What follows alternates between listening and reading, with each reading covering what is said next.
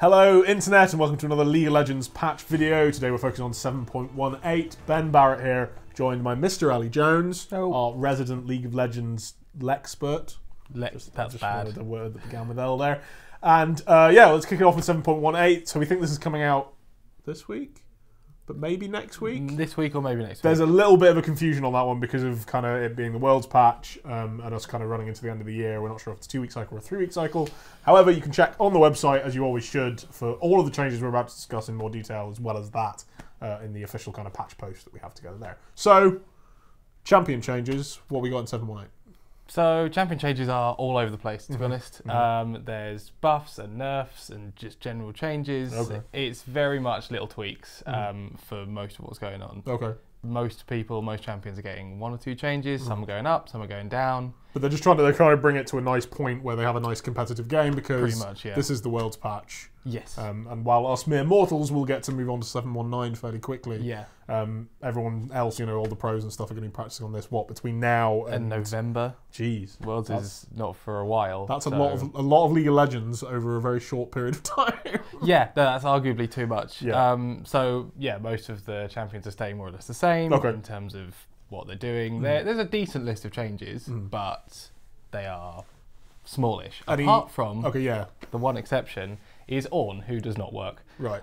So Ornn's currently at a 36.5% win rate. That's not high. No, he should be at about 50% given. Okay. Yeah, I mean that's what they aim for, right? Is a 50%. And his pick rate is currently about 4% in ranked. Okay, and why is it like for most kind of reasonable champions, not the guys that are like top tier or whatever?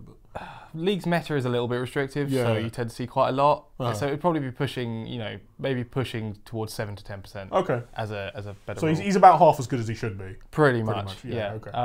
And that's mostly because they think maybe they didn't patch him well enough in the first place. A big problem is that his masterwork items, the special items that his team can build, you're supposed to build them as late game kind of, or really situational items. People are rushing towards them because buy them got first. really big numbers on them. They don't even have particularly big numbers on them for what you're buying. And so they are it's worse. Click it. Yeah, pretty much. Okay, I see. They're worse than having a normal item. Now they have this problem with Ivan, right? Like Ivan came out, he had a pretty poor win rate. People thought he was underpowered, and then they buffed him a bunch, and then he was madly overpowered, and they had to nerf him again. They're trying to avoid that, but of course in this case, it isn't just about the player learning to play Ivan, it's about the entire population of the game learning when they should buy Ornn's items, how to play like with him, how to, you know, find the right time to be getting that, as well as people learning how to play Ornn himself, who is completely different from other characters with like his passive of being able to buy items anywhere. And that so Ornn is kind of tricky, and his items need people to work around him, but they don't want to just buff him up and then find that people just learn how to play him, which is what happened with Ivan, so he became really powerful. Yeah, and they want to try and avoid doing that. Particularly I expect in this patch, because they don't want him to be mad OP for Worlds. Disabled him for Worlds. Okay, so they did, right, we got an answer to that. Okay, yes. I was wondering whether it did take a while, but they did say no Ornn in Worlds. Sure. No Ornn until Worlds 2019. 2018 even. Probably not even then, to be honest. But there you go. Doesn't seem good enough. Okay, speaking of items, what about items? Items, biggest changes are to the Frost Queen's Claim item tree. So biggest changes are coming to either Watchers and Frost Queen's Claim itself. It's mostly just doubling the cooldown reduction. That seems like a pretty massive change. It's pretty big, given what we've been saying about it being the Worlds patch. But it is all relative, and I guess the Ardent Sensor being as strong as it is, and Ancient Coin making quite a big comeback. They're looking at buffing up the other early game support items. Okay, I suppose like the actual impact of that is, even if one of them ends up being mad OP, they're not that bothered. Like it isn't going to have the kind of massive effect that one really overpowered champion can, or like.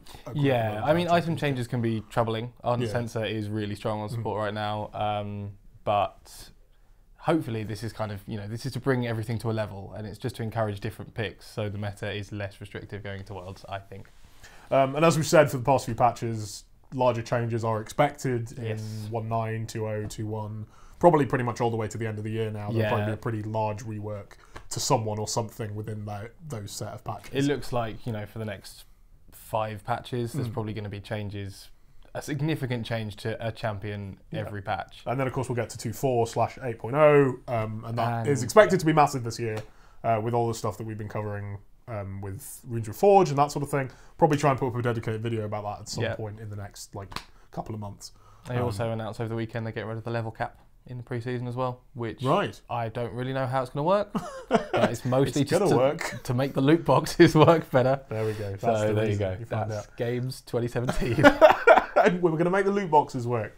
Takes a patch, but here we go.